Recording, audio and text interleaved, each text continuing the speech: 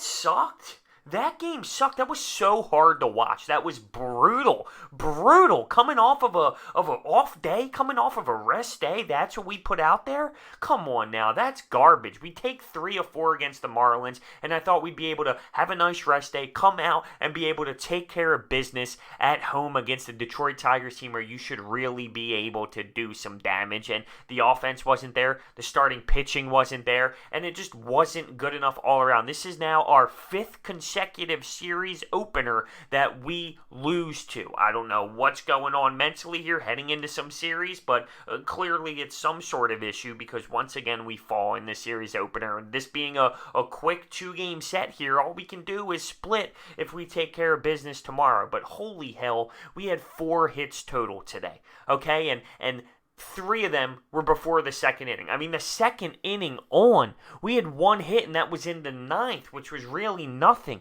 Just terrible. I don't understand what's going on with this offense. And I could take a look at Bryce Harper, who heard some boos, right? Heard some boos. And so did Rhys Hoskins. So did the entire team after the game, pretty harshly. The boos are out of love. It's, we love you. We know you're better. Pick it the hell up. And even Bryce talked to the media after the game and said, I would have booed myself too. I was thinking the same thing when I was walking to the dugout. You don't think Bryce Harper knows that there's a potential he could be booed if he isn't up to par? And right now, he's in a huge slump. It's pretty obvious. He's a guy who's going to be lots of ups, lots of downs. That's how his career goes. He goes through brutal slumps. He goes through insane hot streaks. That's Bryce Harper. If you didn't know that when we signed him, then shame on you. But here is a stat from Corey Seidman, because right now he really is in a slump, and it's obvious. Take away that 5-hit game in Colorado. He is 4 of 39 with 16 Ks. Okay, so he's been struggling. He's been struggling in his recent times. He's batting .240, and his OPS is .870. Now, let's be real. He has a couple dingers on top of that. I believe 20 RBIs.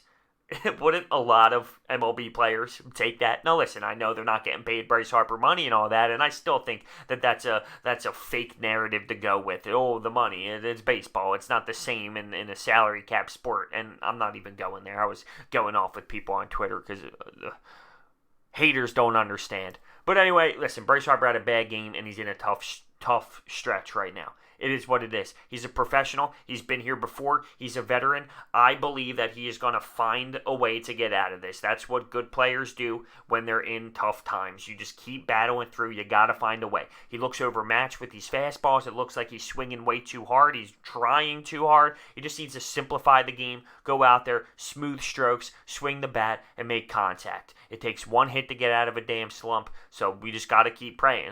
Defensively, the error late in the game where he just misses the ball early in the game in the 3rd inning where the ball drops in front of him, he needs to clean that up. His defensive rating has been down, and we knew that too, but he needs to clean that the hell up. Bryce Harper, in a slump, not a great game today. As simple as that. Speaking of not a great game today, Vin Velasquez. This was typical. This was the typical Vin Velasquez that we have seen in the years past. 3 2/3, 99 pitches, allows 6 hits, 3 earned runs, walked 3, but he struck out 7. He wasn't able to put away guys. He had chances to put away guys, and he didn't, and he fooled around, and he couldn't get his spots, and then they end up getting good bad on ball there. The 3rd inning for him was tough, whether it was the ball that dropped for a double in front of Bryce Harper, whether it was the challenge that we didn't end up challenging because we ran out of time, which he could have possibly been out. I don't know. It was really close, and then the next batter hitting the home run, a 2-run shot, could only been a 1-run shot. I mean, listen, there was a lot of emotions going on for Vin Velasquez in that 3rd inning. He showed me signs of having this stuff when it comes to striking guys out, but he needs to be able to go a little bit more than 3 2/3. And this is the first time so far this year that we've seen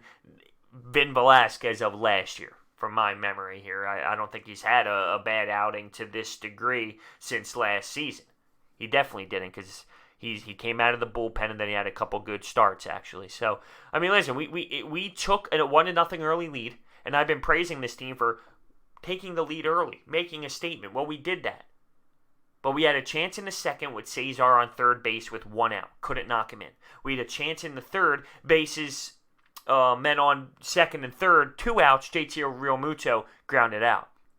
We had chances early to tack on some runs. We didn't. We weren't facing Max Scherzer. We weren't facing DeGrom, all right? Turnbull, it's not special. you give credit to the guy. You give credit to the kid for doing what he did and going out there having a nice little day for him. 6 innings, 5 Ks, right? Nice, yeah, nice.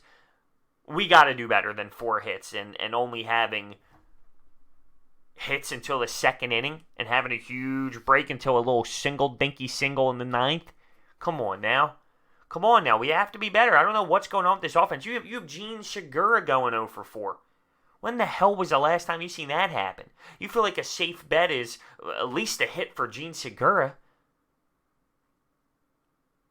It's crazy that the lineup is the way that it is right now. And to be honest with you, I actually liked it. Going into this game, we're getting back to what we started with McCutchen, Segura, Bryce, Reese, JT. But then Odubel's out, so it went Nick Williams, Cesar, and Franco. I love that we went back to that lineup. I was thrilled that we went back to that looking lineup. Of course, Odubel and Nick Williams was switched, but I'm a fan of going back to that. And as much as I've been ripping Cesar Hernandez apart defensively, it seems like Scott Kingery, by the way, is going to be more time. Way more time than we thought. But Cesar leading our team in hits. Now, I don't know if that's telling you where our team is when it comes to hitting, or Cesar's actually somewhat picked it up. I don't know which way that is. You can take it for what it is. A little bit of both, in my opinion. A little bit of both. 16 and 13. And you have the Nats going down, you have the Braves going down, and you have the Mets blowing it in the 9th, but end up winning an extra inning. So we're 16 and 13 now, and the Mets end up getting a pretty big win. Another thing is, they had 3 pass balls, hit 2 batters. That's how we got in position in those early innings. But we need to pound it, man. We need to pound it on them when they make mistakes like that, especially a pitcher like this. Quick turnaround tomorrow before another off day. But I just feel like having the off day before this game, how are we not better prepared offensively? It makes no sense, and that's the frustrating thing. Because the lineup is there. Are we all hitting that brutal of a slump? There's no juice involved. It's flat. That's the way to describe it. It's flat baseball. No energy. There's no energy whatsoever. The team doesn't have that extra motivator right now. We're just flatlining, going to the ballpark, putting the glove on, going through the motions, just going out there. There was no approach to the plate. No approach to the plate. I don't know what they were trying to do. We're getting away from our game plan. I saw a lot of first pitch swings at times. I thought our beauty was being able to abuse pitchers and make them throw a lot. And where's that at? I hated the approach to the plate today. We let this kid control the game, control the 6 innings. Really?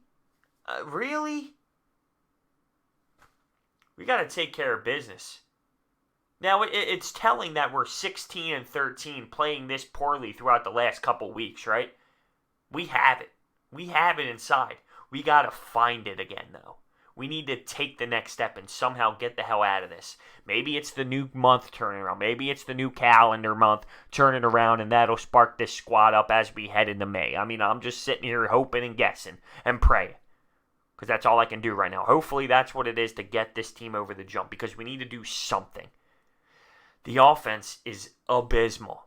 So I want to know your thoughts on Vinny V today, this offense as a whole, and Bryce Harper, because that's a talking point. Bryce Harper has been brutal. He hasn't been solid. He's been struggling without a doubt, and, he's got to be better. He's got to be better, but he knows that. Don't make it seem like this stretch here is defining the contract we signed him for. You should know by now how he works. But I will say this, that was one of his worst Aprils and start of the seasons in 6 or 7 years. Alrighty, well, it's a little depressing, not going to lie. I was pumped up, I put on the jersey for the first time for a video, put the hat on, right? Jerseys came in today, we're going to make a video. In a loss, in a brutal loss, in an upsetting loss, in such an emotionless game. And that's what makes it so upsetting. Where's the fight? Where's the fight? It's just not there right now. Thank you for watching. I'll see you guys tomorrow. Hopefully, after we get a W. Aaron Nola on the bump.